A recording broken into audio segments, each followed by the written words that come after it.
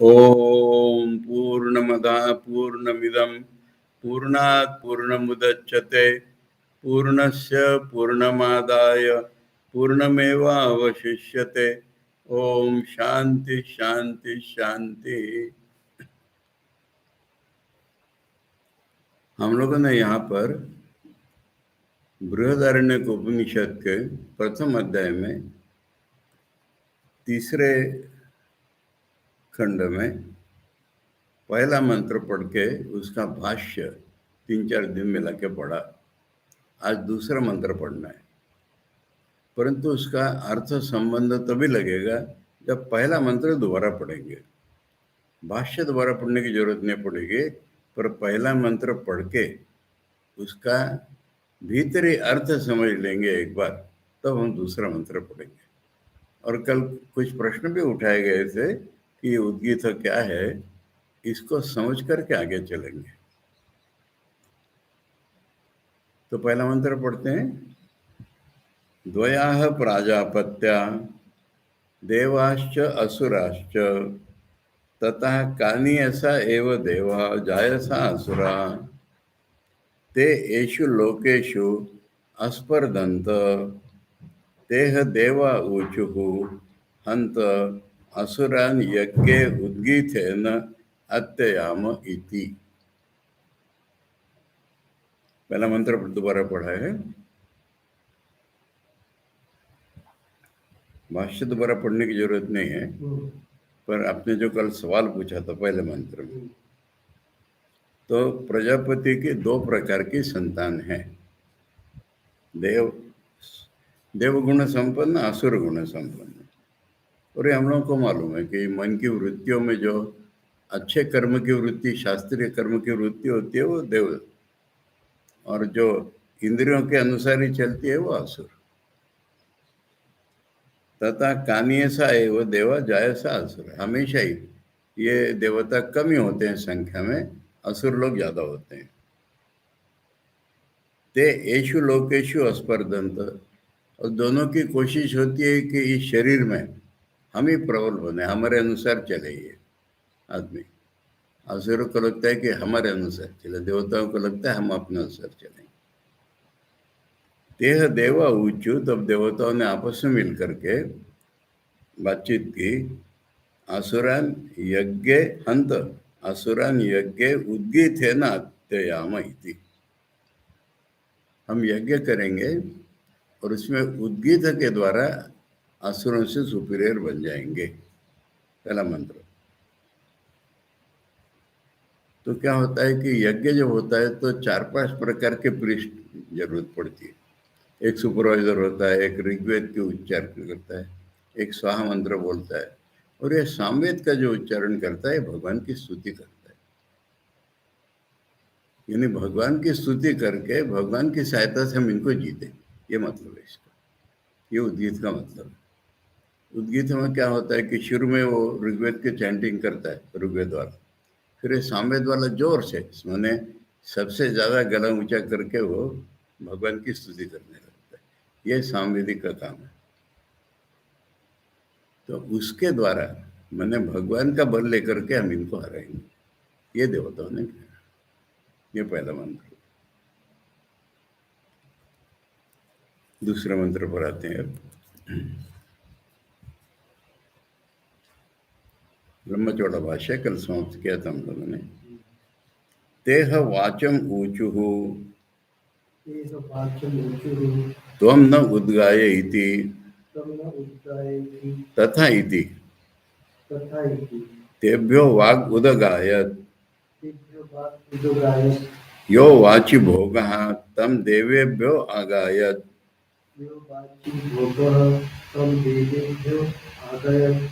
यत् कल्याणं वदति तदात्मने ते विदुः अनेन वै न उद्गात्रा वै न उद्गात्रा अत्यशन्ति इति तम अभिद्रुत्य पाप्मना अविध्यन् स यः स पाप्मा यद् एवं यद एव इदम अप्रतिरूपम वदति, अप्रतिरूपम स एव स पाप्मा। मैंने कुछ उसमें रूपक है, कुछ सुंदर, क्लियर बात है बिल्कुल। तो उन्होंने वाणी से कहा, मैंने रूपक है कि सांबे जो गाएगा उससे कहा, पर ये कर्म वाणी का है हमारे, मैंने गान गाना, तो इसलिए वाणी से कहा कि तुम गाओ। उनका ठीक है, मैं गाता हूँ। अब उसने क्या किया, उसने गाया, ठीक है गाया। अब जो गाने का जो फल है, मैंने जो पृष्ठ गाता है उसका फल तो यजमान को मिलेगा, और पृष्ठ को तो उसकी सैलरी मिलेगी। पर यहाँ पर रूपक में क्या कहा है कि जो उसने गाया उसका जो भोग है वो तो सारे देवताओं को दिया उसने, सारे देवताओं को उसका आनंद मिला, या उसका जो भोग फल मिला, फल जो है उसका वो सब देवताओं के लिए दिया। देवताओं ने कहा हमारे लिए गाओ, तो उसने गाया। अब उसमें क्या है कि वेदवाणी बोली, अच्छा बोला, तो उसमें अहंकार है। मैंने वाणी में अहंकार नहीं आता है, पर रूपक के द्वारा हमें यह अहंकार है कि हम अच्छा बोले। ये है कल्याण मदति। भोग देवताओं को दिया मैंने सारा, इसका जो भी फल है, इस यज्ञ का, कर्म का फल बोलो, या मेरे भगवान की स्तुति करने का जो फल है, ये तो मैंने सबको दिया। देवताओं को ने, हमारे शरीर की सारी इंद्रियों को सबको दिया, परंतु मैं अच्छा बोला ना, ये मेरा अपना काम है। तो इसमें हमारे शरीर के साथ आइडेंटिफिकेशन हो जाता है जब भी हम सोचते हैं। बाकी इंद्रियों का भी वही हाल होगा। हम मन माने मन बुद्धि सब, हम अच्छा सोचते हैं, हम अच्छा तर्क करते हैं, अच्छी भावना है हमारी, ये शरीर का अहंकार है हमारा। और ये जो है ना, जैसे अहंकार हुआ कि वो पाप से विद्ध होगे। आज अच्छी वाणी बोल रहे हो, कल गालियां भी बोलोगे।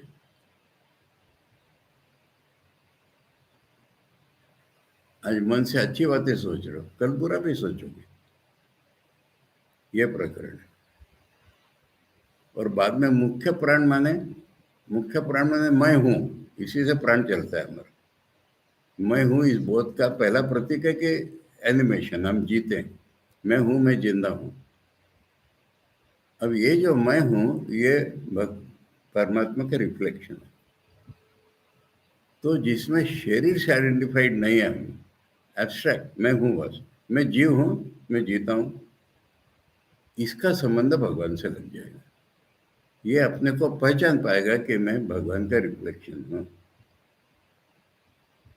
अब रिफ्लेक्शन नहीं समझेगा तो जो भी, मैं उनका अंश हूं, ठाकुर ने जो पाका हमें बोला, तो उनका मैं हूं।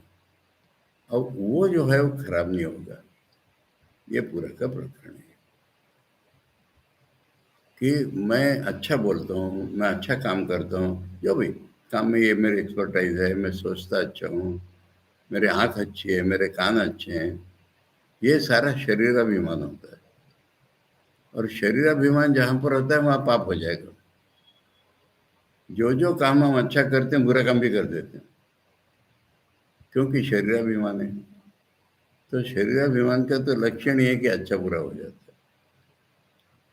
और इन सब के पीछे जो मैं हूँ, जीव हूँ, मैं जीव हूँ, मैं चेतन हूँ, या मैं जीव हूँ, मैं जिंदा हूँ, ये शरीर बोध का नहीं हुआ है, मैं बोध है ये। और जो मैं बोध है, शरीर बोध छोड़ करके जो मैं बोध है, ये शुद्ध है। और जब ये शरीर बोध छोड़ देता है ना, तब शुद्ध हो जाता है। नहीं तो ये शरीर से लिपता है तब तक अशुद्ध है ये। मैं बोध जब तक शरीर से आइडेंटिफाइड है तब तक अशुद्ध है। और उसके द्वारा अच्छे काम नहीं होंगे, मैंने अच्छे काम होंगे, बुरे भी हो जाएंगे। पर जब ये शरीर बोध छोड़ देगा और अपने को जीव रूप में सोचेगा, तब वो भगवान से जुड़ पाएगा। श्वेताश्वतर उपनिषद में स्पष्ट रूप में बोला है कि साधना की शुरुआत तो तब होगी जब आदमी मैं जीव हूं सोचेगा। जब तक ऑब्जेक्टिफाइड है, तुम कौन हो, डॉक्टर हो, तुम कौन हो, रामकृष्ण मिशन के सन्यासी हो, तो ये तो ऑब्जेक्ट के साथ हमारा आइडेंटिफिकेशन। जब ये ऑब्जेक्ट छोड़ देंगे आप, मैं अपना, मैं एक जीव हूं, इतना मुझे मालूम है, और ये जीव स्ट्रगल करेगा कि मेरा सोर्स कौन है, मैं कहाँ से आया हूँ। अब ये मैं फलाने का बेटा, फलाने का बाप, फलाने का ये सब शरीर संबंध है। तो ठाकुर ने कहा कि पहले इस आमी की आइडेंटिटी बदलो। इसको ठाकुर ने बोला पाका आमी। अब जो भी कोई रिलेशन लो, मैं भगवान का दास हूँ, मैं भगवान का अंश हूँ, जो भी, पर डेफिनेशन मेरी भगवान से बनी, मैं भगवान का हूँ। और भगवान तो चेतन है, भगवान तो चैतन्य ही है, अनंत शक्तिमान है, उनका मैं कुछ हूँ। अब ये धीरे धीरे प्यार के भक्ति के द्वारा बढ़ते बढ़ते भगवान तक पहुंच जाएगा। ये कथा है इस चैप्टर में। ब्रह्म ज्ञान की बात अगले चतुर्थ खंड में आएगी, पर यहाँ पर जो है भगवान से जुड़ने की बात आ रही है। इसका अंतिम फल हिरण्यगर्भ प्राप्ति, ब्रह्मलोक को प्राप्ति जो भी, मैंने भगवान से तादात्म्यता, ये तीसरा पूरा ब्राह्मण। तो इसको एक एक इंद्र का नाम लेंगे, दो चार। तो सबसे पहले वाणी का, क्योंकि हम ये समझते कि वाणी का ही तो काम है गान करना, तो इसलिए वाणी को उन्होंने बोला कि तुम गाओ भाई हमारे लिए गुणगान। मैंने शरीर के अन्य अन्य अवयवों ने बोला समझ लो, या मैंने बोला कि तुम वाणी तुम गाओ। वाणी को भी लगा कि ये मेरा कर्म है, यानी वाणी देवता है, पर ये ऐसा कहेंगे कि मुझे भी यही लगता है ना कि वाणी से ही मैं गाता हूँ। अब मैं गाता हूँ, एक्चुअली भगवान मेरे द्वारा गाते हैं, मेरे अंदर की वाणी भी भगवान है, पर ये नहीं समझते, मैं अपनी वाणी से गाऊंगा। तो ये वाणी के साथ जो आइडेंटिफिकेशन जिसके भी साथ, और इसका अहंकार होता ही है, और इसी को छोड़ना पड़ता है। जो भी आप देखेंगे मिशन में या दुनिया में, जो जिस चीज में एक्सपर्ट है उसी का अहंकार होता है। और अहंकार होता है तो एक्सपर्ट होकर के भी कुछ भूल कर देते हैं। पर ये जो मेरे कर्म प्रवृत्ति है, ये तो भगवान से आई हुई है। ये जो होता है तो वो उस अहंकार से ऊपर उठ जाता है। जैसे ठाकुर स्वामी जी के बारे में हमेशा कहते थे कि वो सब चीज में अच्छा है, डिबेट में अच्छा है, नाच में अच्छा है, गाने में, फिर भी जितेंद्रिय है। फिर भी का मतलब हुआ कि जिसमें अच्छा होता है उसमें विशृंखल हो जाता है। फिर भी जितेंद्रिय और कहता है मैं भगवान को पाऊंगा। ये ठाकुर की हमेशा स्तुति। यानी जितने जितने टैलेंट्स होते हैं, अब एक आदमी बिना टैलेंट्स का तो वो किसी काम का ही नहीं है। अब जितने जितने टैलेंट्स होते हैं उतना उतना अहंकार होता है, और जितना अहंकार उतना बहिर्मुखता आ जाती है। पर ये सारे टैलेंट्स ये भगवान के मेरे पास हैं, ये बोध होने से आदमी का मुंह भगवान की ओर होता है। और ये जो भागवत में हम लोग पढ़ते हैं, भक्ति से चलो, भक्ति से चलो, ये भक्ति है, ये पहचान भक्ति है कि सारी दुनिया में भगवान व्याप्त हैं। मेरा होना भी भगवान से है, जन्म भी, और मेरी प्रवृत्तियां भगवान से, तब कर्म पूजा हो जाती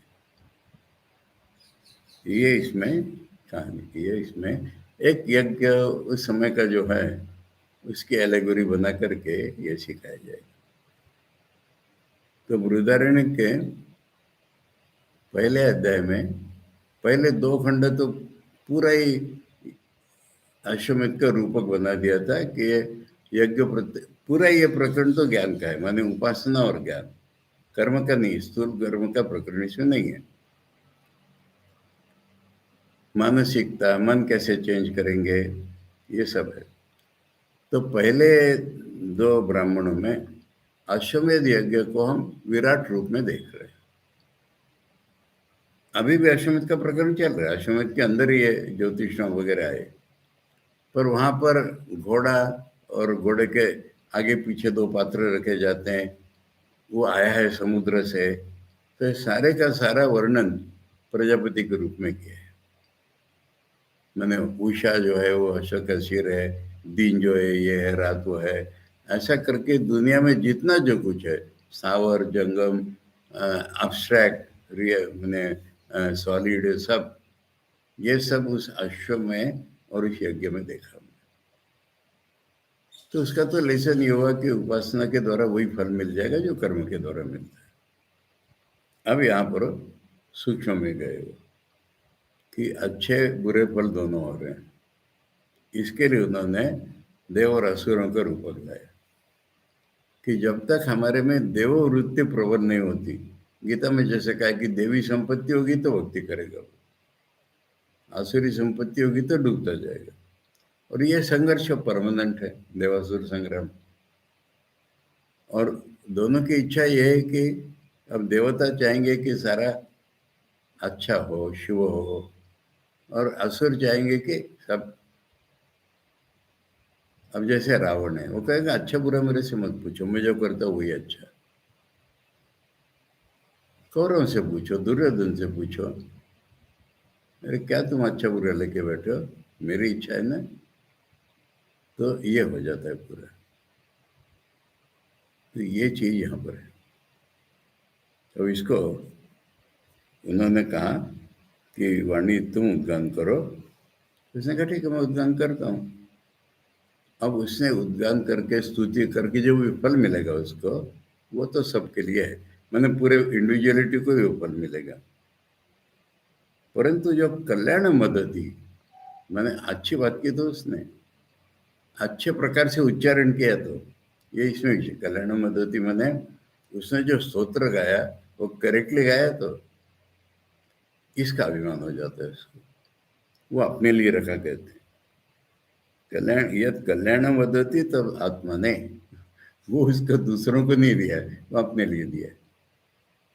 ते विदो, अब असुरों ने जान लिया, अनेन वही न उद्गात्रा अत्यशंति, उद्गात्रा माने वाणी नहीं, या वाणी को अगर उद्गात्रा डिसाइड किया हमने कि सामवेद गाने वाला, अच्छा इससे वो मुझे जीतने वाले, हम लोगों को भगवान की शक्ति लेकर के ये हमसे लड़ने वाले। तम अभिद्रुत्य, वो झट से उसके पास आ गए, पाप मना अविद्यन, और उसको पाप से भर दिया। अब ये भी एक लौकिक की बात है कि अहंकार तो हुआ उसका, शरीराभिमान, लोग स्तुति करेंगे भी, लोग तो भीतर देखेंगे नहीं कितना एक्सपर्ट है, कितना एक्सपर्ट, कितना बढ़िया गा रहा है, बस उसका बिगड़ जाएगा। तो ये उन्होंने कर दिया, असुर ने आकर के यह सब पापमा, उसको पाप से विद्ध कर दिया। अब क्या पापमा है, यह सब पापमा यद एव इदम अप्रतिरूपम बद, अप्रतिरूप माने कुछ भी बोलो, बेसुर बेताल, या उच्चारण ठीक नहीं है, या अच्छे बोलते बोलते खराब भी बोलता है आदमी, घमंड से आ जाता है तो खराब भी बोलता है। सएव स पाप, यही पाप है उसका, यही पाप है कि अच्छा बोलते बोलते बुरा भी बोलता है। ये पहला मंत्र। अब इसको आचार्य रूपक को पूरा समझाएंगे, फिर बाद में दो तीन मंत्रों को भाष्य ही नहीं करेंगे, ये इसका, ये इसका, ये इसका। तो देखते हैं आचार्य भाष्य। ये सारे विषय हमारे सूक्ष्म होते हैं। वाणी एक प्रकार की होती है, उसके अंदर का भाव पकड़ना पड़ता है। और एक कहते हैं तात्पर्य अर्थ, माने अंतिम ले कहाँ जा रहे हैं हमको सारे। ते देवा ह एवं विनिश्चित, ऐसा सोच करके कि हम इनको जीतेंगे, वाचम वाघ अभिमानी नहीं देवता, माने वाणी एक मैकेनिकल पार्ट नहीं लेकर के देवता के दिए उसको, देवता ऊंचू उक्तवंता। अब मैं नहीं सोचा कि मैं वाणी के द्वारा करूंगा, तो वाणी देवता हो। अब देखो इसके अपोजिट में उदाहरण देंगे तब पता चलेगा।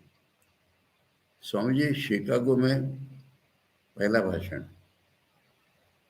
स्वामी जी को पता ही भूल गया था, ये हो गया, तो पहुंचे ही तो मुश्किल से हैं, तैयारी तो बिल्कुल नहीं की उन्होंने किसी प्रकार की, सुबह से अवॉइड भी कर रहे। फिर आफ्टरनून में उनका फ्रेंच आदमी था पास में, बोला कभी तो बोलना ही पड़ेगा ना, उठ के खड़े हो जाइए। तो स्वामी जी उठ के खड़े हुए। स्वामी जी कह रहे मैंने गुरु का स्मरण किया और सरस्वती की वंदना की और मुंह खोला। ये स्वामी जी की वाणी।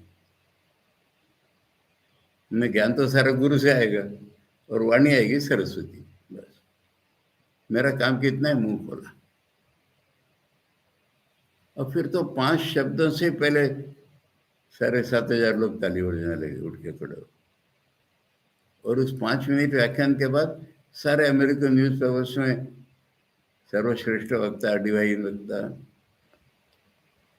फिर स्वामी जी कह रहे कि मुझे जो इतना ऑनर मिल रहा है यहाँ पर, ये पचाना भी मेरी शक्ति नहीं है। कल रात में जब मैं मालगाड़ी के डब्बे में सोया था, तब जिसने मुझे बचाया है उसी का ये क्रेडिट। तो जहाँ बीच में अहम आ जाता है वही मट्टी शुरू हो जाती, ये है।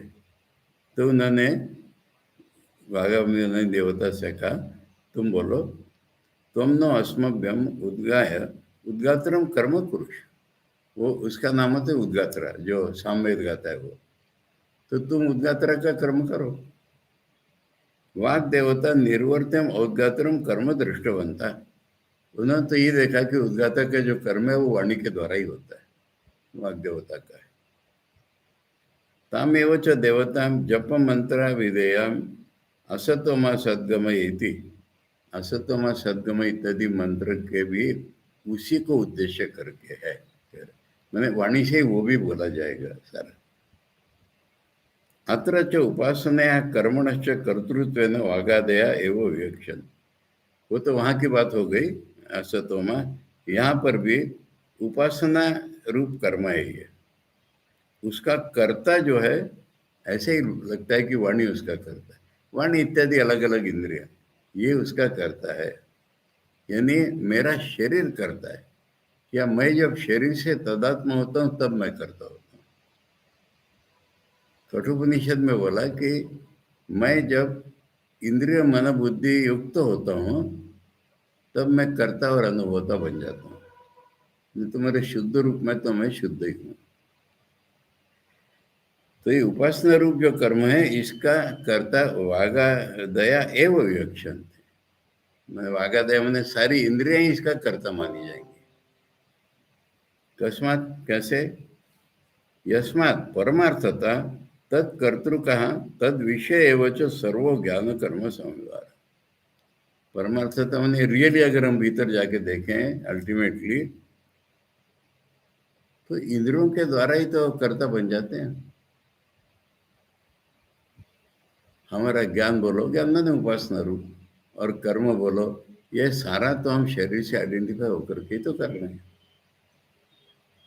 वक्ष्यति ध्यायति व लेलायति व इति आत्मकर्तृकत्व अभावम विसरता षष्ठे।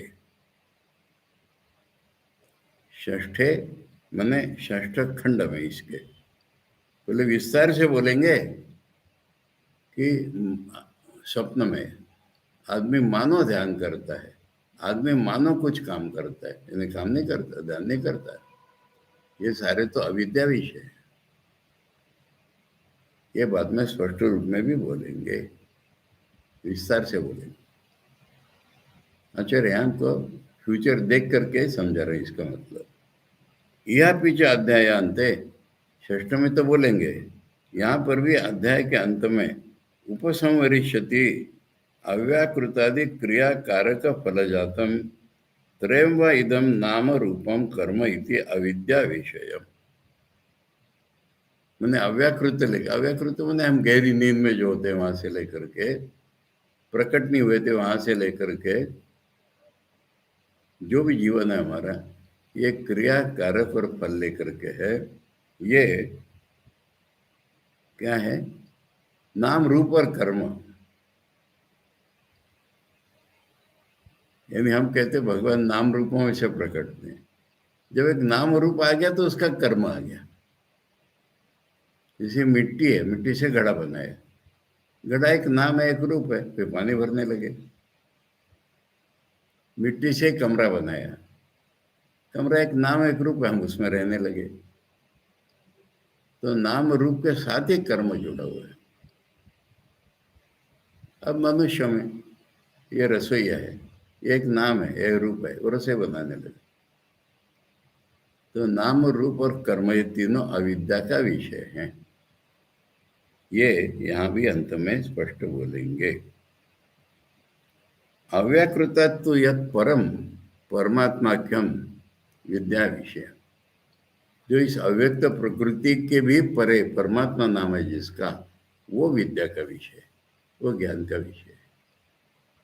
अनाम रूप कर्मात्मकम, वहाँ न नाम है न रूप है न कर्म है। नेति नेति इति इतर प्रत्याख्यानेन उपसंहरिष्यति पृथक्। उसके बाद बताते मैं तो नेति नेति आता और कुछ आता ही नहीं। अलग से मैंने उसको अलग से कहाँ बताया, इसमें तो मिक्स है सारा। अलग से तो बताएंगे उसका नीति नीति करके बताएंगे। यस्तु वागादि समाहार समाहारो उपाधि परिकल्पिता संसारी आत्मा, ये वाग इत्यादि के द्वारा इकट्ठा होकर के जो ये उपाधियां हैं, उपाधि शब्द का अर्थ है उसका रियल नेचर नहीं है, पर रियल नेचर प्रतीत हो रहा है, उसको उपाधि कहते हैं। तो ये वागादि समाहार माने कलेक्शन, ये उपाधि से कल्पना किया हुआ संसारी आत्मा, मैंने आत्मा संसारी है ही नहीं, आत्मा संसारी का कल्पना हो गई जब ये वागादि से युक्त हो गया तब।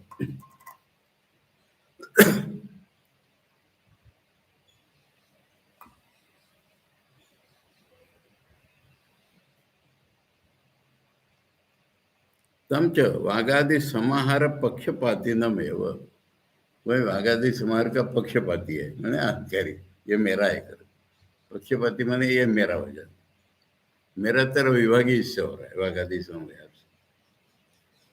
दर्शयिष्यति एतेभ्यो भूतेभ्यो समुत्थाय तानि एव अनुविनश्यति इति। तो ये ज्ञान कर्म के द्वारा उसको फल की भी प्राप्ति होती है और नष्ट भी हो जाता है। ये बार बार जीना मरना इसी के भाग्य में आता है जो इससे तदात्म हो जाता है। तस्माद युक्ता वागादि नाम एव ज्ञान कर्म कर्तृत्व फल प्राप्ति विवक्षित। तो ये उपासना रूप ज्ञान कर्म, उसका करने वाला, उसके फल पाने वाला, ये सब शरीर तादात्म्य वाले की बातें।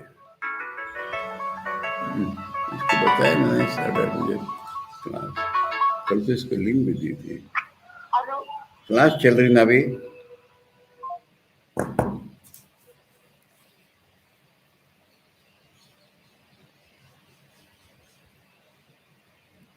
तथा इति यहाँ तक हो गया है कि वागादि से बोला, और उसके बाद तथा इति, तथा अस्तु इति देवैरुक्ता वाक् तेभ्यो अर्थिभ्यो अर्थाय उदगाय उद्गानम कृतवती।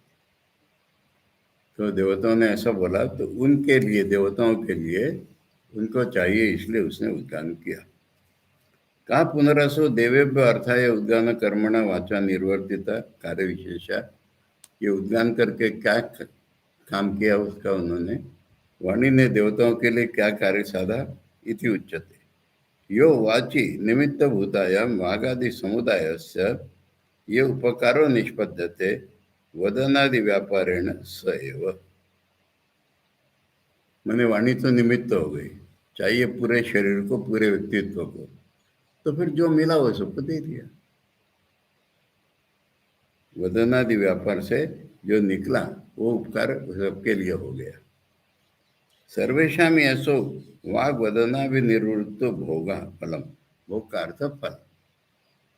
तो वाग ने जो किया उसका फल तो सबको ही मिलेगा।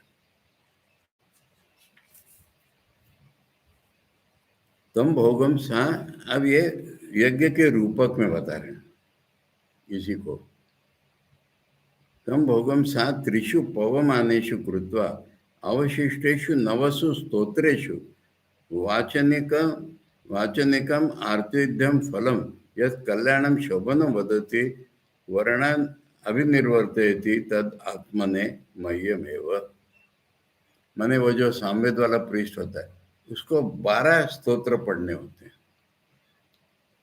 तो 3 तो पहले वो सबके लिए पढ़ता है, बाकी 9 अपने लिए पढ़ता है। ऐसा वहां का वर्णन है। ये रूपक हो गया इसमें कि जो फल देता है वो तो सबके लिए दिया, पर जो अच्छा गाया वो खुद के लिए है।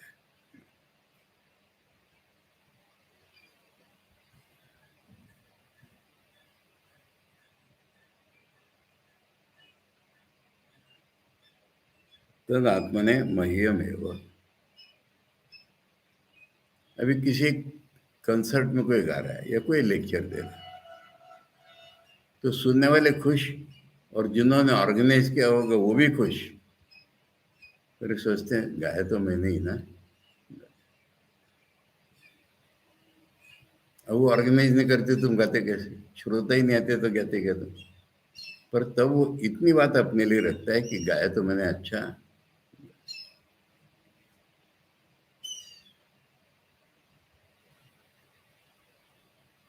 तदी असाधारण मार्ग देवाता है कर्म यत सम्यक वर्णानाम उच्चारणम।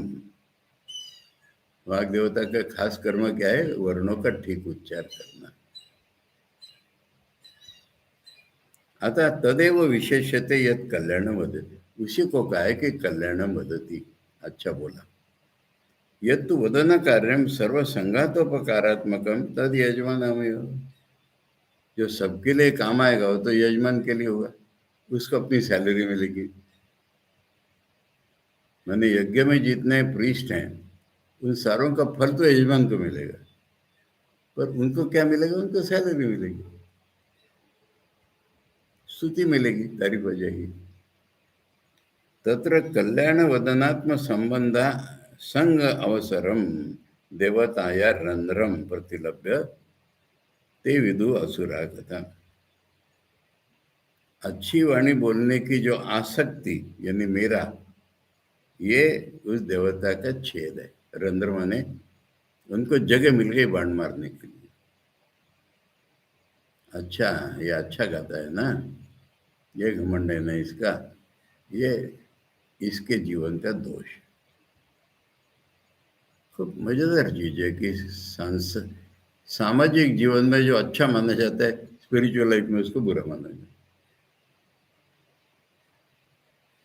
तो ये रंध्रम प्रतिलभ्य ते विदु असुर, असुरों ने पकड़ लिया। यानी हमारे मन की जो इंद्रियात्मक वृत्ति है उनको ना, अच्छा ये पकड़ा गया यहाँ पर।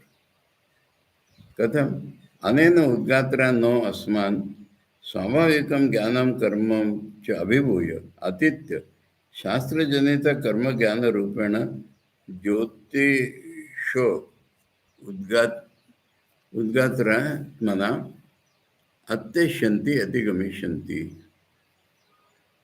हम माने कौन? स्वाभाविक ज्ञान कर्म, ये हम। असुर माने अपने आप होने वाले ज्ञान और कर्म। हमसे ये बढ़ के जाना चाहता है। शास्त्र जनित कर्म और ज्ञान करेगा ये, और इसके लिए इसका यज्ञ और ये गान है।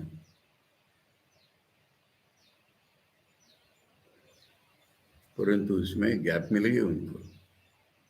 इतव विज्ञा, ये जान करके तम उद्गातारम अभिद्रुत्य अभिगम्य, झट से उसके पास चले गए। स्वेन आसंग लक्षण न पापमना विद्यन। स्वेन आसंग लक्षण, आदमी की आसक्ति अपने प्रति होती है पहले, तो वाणी की अपने प्रति आसक्ति, या आदमी की अपने वाणी के प्रति आसक्ति, उसको पाप से विद्यन ताड़ित बनता, संयोजित बनता इतर, उसमें पाप लगा दिया उन्होंने। स यह स पापमा प्रजापते पूर्व जन्मावस्थस्य वाचे क्षिप्ता स ऐश प्रत्यक्ष क्रियते। अब ये जो प्रजापति है, पुराने जन्म में उसने उपासना की थी तब प्रजापति बना है, तब से उसमें ये दोष है अहंकार का, शरीरात्मक बुद्धि का, वही निकल के आ रहा है। कहते प्रत्यक्ष क्रियते माने हमारे बुरे संस्कार कहाँ से हैं? हमें है पहले से, वही है। कोई माता पिता से, समाज से नहीं आए हैं। हमारे जो सामूहिक कर्म है, ये हम अपने साथ लाए हैं। तो जो प्रजापति है, पिछले जन्म में आदमी था, अब वो आ गया अपने को लेकर के, वो अब दिखने लगा। को असौ यदेव इदम अप्रतिरूपम अननुरूपम शास्त्र प्रतिषिद्धम वदति येन प्रयोक्तो असभ्य बीभत्स अनृतादि अनिच्छन्न भी वदति। मतलब शास्त्र ने जो बोला उसको छोड़ करके बोलने लगा ये। असभ्य, बीभत्स, गंदी बात, झूठी बात, इच्छा न होते हुए बोलता है आदमी। आदमी ऐसा नहीं सोचता मैं अब गंदी बात बोलूंगा, तो उसके मुंह से ये सब निकलता। पूर्व जन्म के संस्कार जिसमें नहीं हो कभी नहीं बोलता।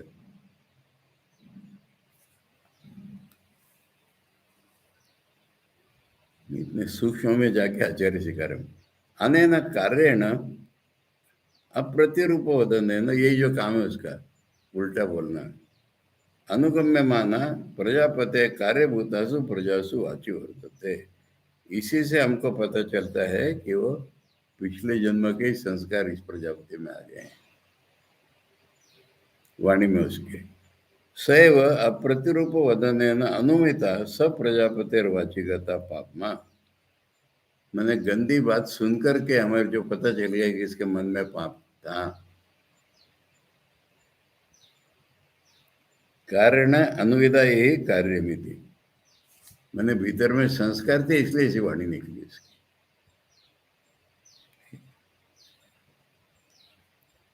अथा ये वाणी के बारे में पूरा एक्सप्लेन कर दिया।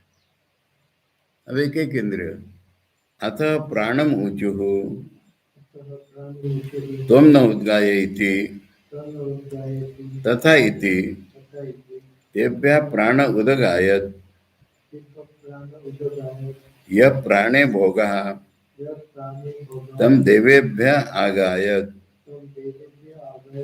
यत् कल्याणं जिघ्रति तदात्मने ते विदुः अनेन वै न उद्गात्रा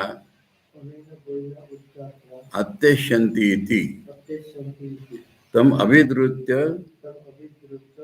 पाप्मना विद्यन् स यः स पाप्मा यद एव इदम अप्रतिरूपम जिघ्रति स एव स पाप्मा।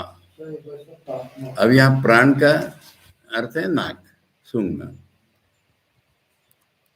अब उन्होंने नाक से बोला कि तुम उद्गान करो। उसने कहा ठीक है, उसने उद्गान किया, उसका जो भी फल वो देव सबको दे दिया। और जो अच्छा सूंघा उसने, यानी मेरी नाक नाक की प्रसिद्धियां जानते। अब ये चाय बना के दिया किसी को, ये ब्रुक बॉन्ड टी है, रेड लेबल है, ग्रीन लेबल है, पहचान लेता है गुड लेकर। ऐसे टेस्टर्स होते हैं कंपनी में, तो उसका घमंड है। अब मैं तो हमेशा सुगंध लेता हूँ, मुझे दुर्गंध नहीं अच्छी, ये उसका अभिमान। नाक से सूंघने का जो आनंद मिला वो सबको दे दिया उसने, परंतु मैं अच्छा सूंघता हूँ, सबको आनंद देता हूँ, ये उसका अभिमान, ये शरीर अभिमान है। ते विदुर अनेन वैन उद्गात्र, इससे ये जीतने वाले हमको असुरों को मालूम हो गया कि उनके जैसी वृत्ति है ये। उसके पास जाकर के पाप से युद्ध कर दिया। क्या पाप है उसका? यही, जब अच्छा सूंघते हो ना, बुरा भी सूंघोगे तुम। देखो ये भी प्रैक्टिकल लाइफ की बात है। उसका हैबिट हो जाती है, ये सुन के देखो, वो सुन के देखो, तो गंदी जगह भी नाक डालेगा वो। अच्छा सुनने का अभिमान होने से गंदा भी सुने, यही पाप हो गया उसका। तो यहाँ पर आचार्य ने कोई भाष्य नहीं किया, वाणी के बारे में समझा दिया सारा। अतः चक्षुरुचु त्वं न उद्गाय इति तथा इति तेभ्यः चक्षुरुदगायत् यश्चक्षुषि भोगः तं देवेभ्यो आगायत् यत् कल्याणं पश्यति तदात्मने ते विदुः अनेन वै न उद्गात्रा अत्यशन्ति इति तम् अभिद्रुत्य पाप्मना विद्धन् स यः स पाप्मा यद एव इदम् अप्रतिरूपं पश्यति स एव स पाप्मा। अब आँख से कहा तुम उद्गान करो, ठीक है उसने कहा। अब आँख से अच्छा अच्छा देखता है, वो सब तो सबको भोग मिल जाता है, परंतु मैं अच्छा देखता हूँ ये अभिमान हो गया उसको, आदमी को, कि मेरी आँख अच्छी है ना। आँख में एक स्वर ऐसे बोलते हैं।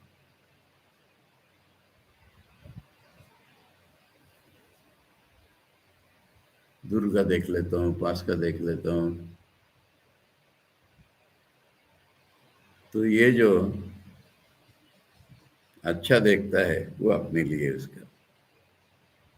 असुर ने जान लिया कि इससे हमको हराएंगे, उसके पास जाकर पाप भर दिया।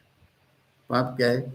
अच्छा देखेगा उसके नजर में बुरा भी आएगा, वही इसका पाप।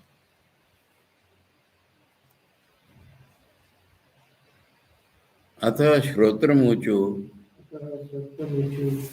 त्वं न उद्गाय इति तथा इति तेभ्यः श्रोत्रम् उदगायत् यः श्रोत्रे भोगः तं देवेभ्यो आगायत् यत् कल्याणं शृणोति तदात्मने ते विदुः अनेन वै न उद्गात्रा अत्यशन्ति इति तम् अभिद्रुत्य पाप्मना विन्ध्यन् यः स पाप्मा यद एव इदम् अप्रतिरूपं शृणोति स एव स पाप्मा। कान से कहा तुम हमारे लिए उद्गान करो, उसने कहा ठीक है। अब कान जो सुनता है वो भोग तो सबको मिल जाता है, परंतु मैं अच्छा सुनने वाला हूँ ये उसका अपने लिए। और असुर ने जान लिया, उसने उसके पास जाके बाप से विदा कर दिया। अब जितना अच्छा सुनता है उतना बुरा भी सुनेगा वो, यही पाप है उसका। अब शरीर से आइडेंटिफिकेशन आदमी छोड़ देगा तभी अच्छा बुरा नहीं रहेगा। रिलेटिव अच्छा जब तक है तब तक बुरा भी है, और ये शरीर से आइडेंटिफाइड ही नहीं है, उसको या तो बोलो कोई अच्छा बुरा ही नहीं है, या सब अच्छा है। सब अच्छी की कहानी सुनी है आपने? शिवानंद स्मृति संग्रह पढ़ना चल रहा था ना अपने, उसमें एक वयस्क औरत अपनी बहू को, पुत्र वधू को लेकर के आई है, और उसका मैंने उसका बेटा मर गया, इसका हस्बैंड। तो आकर के महापुरुष महाराज से कह रहे महाराज ये विधवा हो गई। वो तो रो रही है। महापुरुष जी कहते विधवा? वाह, विधवा बहुत अच्छी, विधवा बहुत अच्छी। अब उनके ख्याल में आया कि जो लाई है उसका हस्बैंड है भी, वो तो सधवा है। कहते सधवा भी अच्छी, विधवा भी अच्छी, सधवा भी अच्छी, विधवा, बार बार कहने लगे। अभी तो मठ में चारों तरफ फैल गया। उसी दिन अखंडन जी मठ में आए, उन्होंने सुना, वो तो खुशी होकर दौड़ के गए, दादा क्या नई बात सुनी, सधवा अच्छी, विधवा अच्छी। वो समझाने लगे, अरे जितना धर्म कर्म है तो विधवाओं नहीं रखा है ना हमारे देश में, और ये सधवा नहीं होती तो महापुरुष जन्मते कैसे? इसलिए मैंने कहा कि सधवा भी अच्छी और विधवा भी अच्छी। वो कह रहे दादा एक्सप्लेनेशन नहीं सुनना है, आपके मुंह से छुपा देते हैं सधवा अच्छी, विधवा अच्छी। तो ये दृष्टि हो जाती है, उनको अशुभ का दर्शन ही नहीं होता कि या बिल्कुल समाधि में है या ट्रांसेंडेंट है, उनके कुछ कुछ भी नहीं, अच्छा नहीं बुरा नहीं कुछ भी।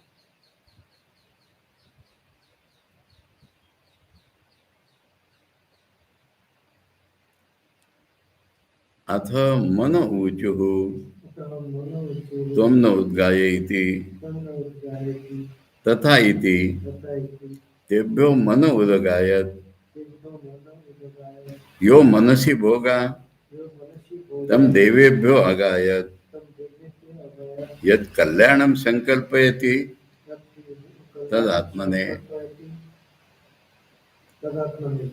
ते विदु अनेन वैन उद्गात्रा अत्यश्यन्ति इति तम अभिद्रुत्य पाप्मना विन्दन् स यः स पाप्मा यद् एव इदम् अप्रतिरूपं संकल्पयति स एव स पाप्मा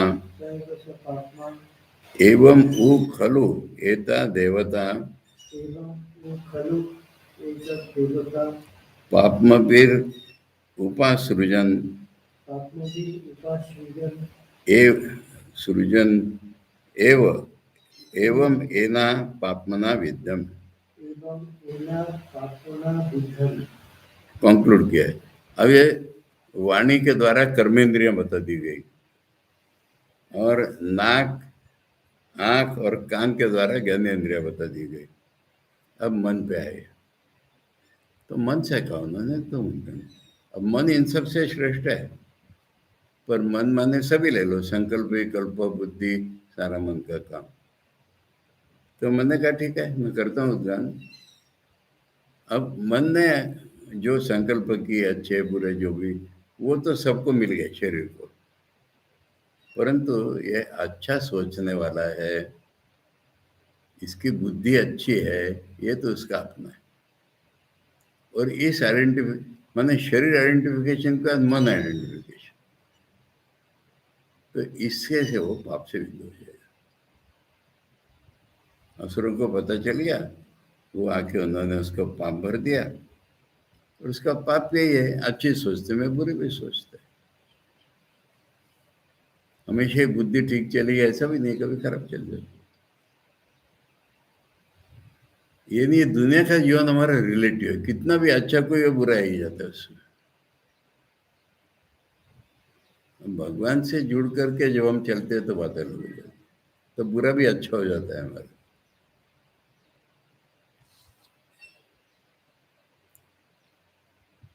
अब ये बोध हमेशा रहना चाहिए, जैसे वही महापुरुष जी का, वो कहते हैं भगवान हमारे एक्सपर्ट खिलाड़ी है, मैं तो फूटी कौड़ी हूँ, पर भगवान फूटी कौड़ी लेके भी माफ कर देते।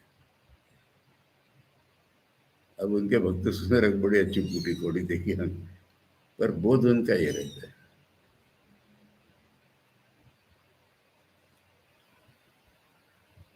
अब जनरलाइज करके बोल रहे हैं कि इस प्रकार ये सारे देवता पाप से,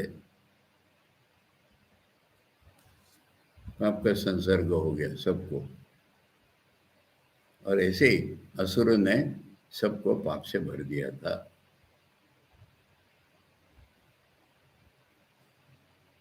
इसके कमेंट्री कर रहे हैं, सब मिलके कर रहे हैं, प्राणादि से लेकर के। तथैव प्राणादि देवता उद्गीत निर्वर्तकत्वात् जप मंत्र प्रकाशात् उपास्यश्च इति क्रमेण परीक्षितवन्तः। मैंने वो जो जप मंत्र है, जो भी मंत्र बोलता है, तो उससे वो प्रकट भी हो जाते हैं और वही बोल भी रहे। मैंने वो बोलते हैं तभी हम उनका कार्य मालूम होता है, और बोल रहे हो प्रत्यक्ष।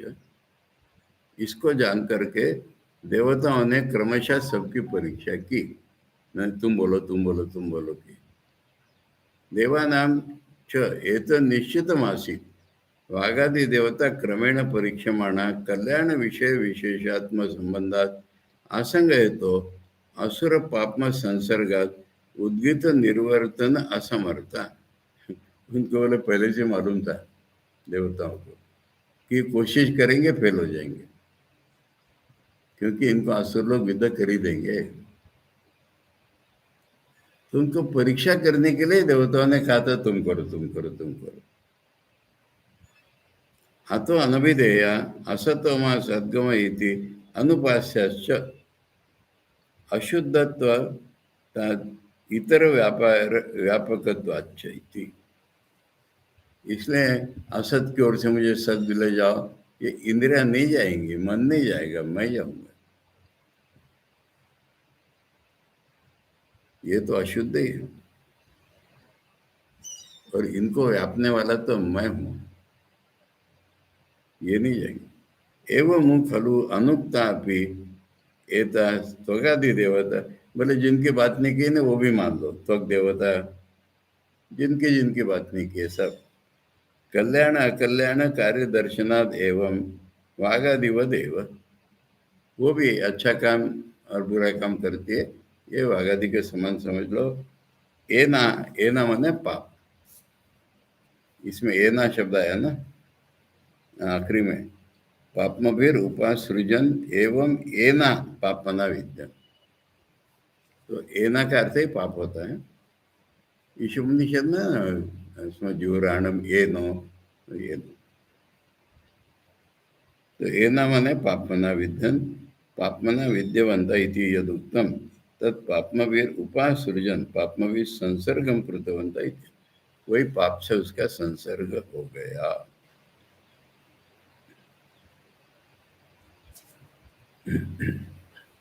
मंत्र पढ़ लेते हैं। अतः इमं आसन्यं प्राणम ऊचुः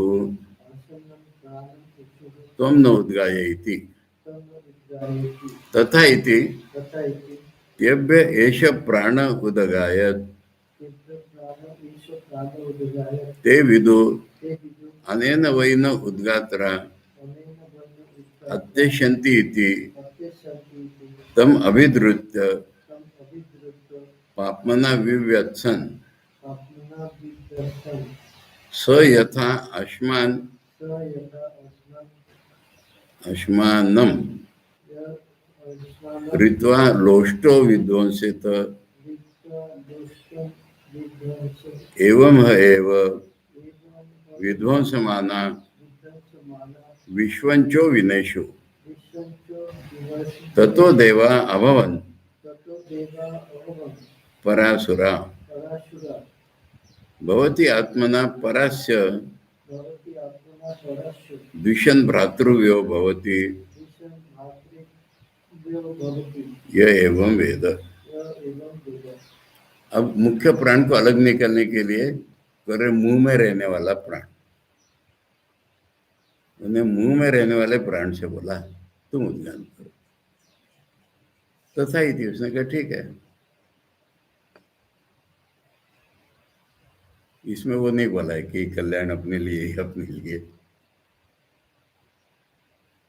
तो उसने उद्गान किया, असुर ने जाना कि इससे हमको हराएंगे, वो आकर के उन्होंने पाप से युद्ध करने की कोशिश की, पर कोई पत्थर है और मिट्टी का डेला मारो तो मिट्टी का डेला चूर चूर हो जाएगा, पत्थर को कुछ नहीं होगा। स यथा अश्मानम, अश्मानम माने पत्थर, ऋत्वा लोष्टो मिट्टी का डेला, विध्वंसित अश्मानम ऋत्वा माने पत्थर पर पटक करके मिट्टी का डेला टूट जाता है। एवं है एवं विध्वंस माना विश्वंचो विनोश, इसी तरह इनकी सारी कोशिशें टुकड़े टुकड़े होकर के गिर गई। तब देवताओं ने असुरों को जीत लिया। भवती आत्मना परास्य द्विषन, अब ये उपासना का फल, जो ऐसा जानेगा ये एवं वेद, ऐसी उपासना जो करेगा उसको द्वेष करने वाले उसके भाई बंद नष्ट हो जाएंगे, उसको कुछ नहीं होगा। मैंने वो शत्रुता करके मारने नहीं जा रहा है, पर उसके जो द्वेष करने वाले होंगे वो उस पर चढ़ाई करेंगे और कुछ कर नहीं पाएंगे। इसकी कमेंट्री कल पढ़ेंगे। इसमें आचार्य ने राम और भरत का उदाहरण दिया। मैंने इसमें शब्द है कि जो द्वेष करने वाले भाई होंगे तो आचार्य के सब द्वेष करने वाले भाई नहीं होते जैसे भरत था। अब लोग कहते हैं ये अवतार को नहीं मानते थे, मुझे तो समझ में नहीं आता है कहाँ प्रसंग है, पर उन्होंने झट से भरत और राम का प्रसंग ला दिया है। ओम पूर्णमदः पूर्णमिदं पूर्णात् पूर्णमुदच्यते पूर्णस्य पूर्णमादाय पूर्णमेवावशिष्यते। ओम शांति शांति शांति। हरि ओम तत्सत। श्री रामकृष्णार्पणमस्तु।